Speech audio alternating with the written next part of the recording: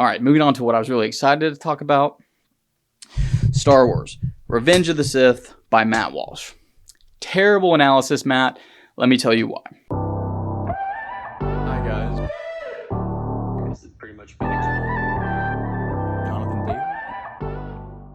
Revenge of the Sith is not the worst film ever made. In fact, it might be the best film ever made.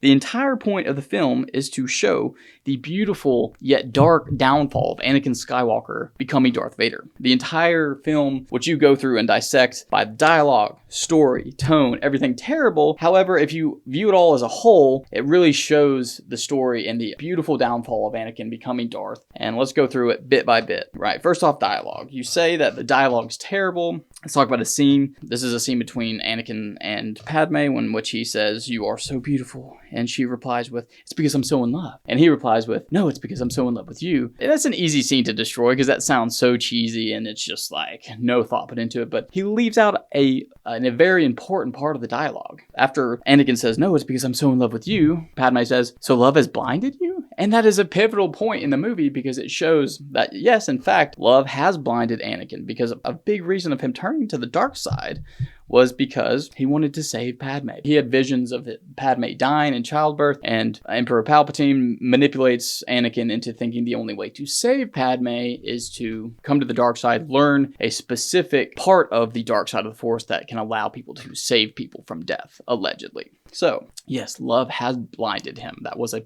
pivotal point, and if you knew more about Star Wars, Matt, maybe you would have seen that. If you want good dialogue, Matt, go watch Pride and Prejudice. Go watch Sense and Sensibility. Good Lord. This is Star Wars. We're talking about beautiful action, freaking adventure, just endless possibilities of galaxies far, far away. We're not watching Star Wars to hear what beautiful it is. No, we're there to watch some lightsaber fighting, Matt. And we're there to watch badass Darth Vader whoop some ass. We don't watch Star Wars for the dialogue. So that's another big critique I have for you there. And that's the first thing you talk about, the dialogue.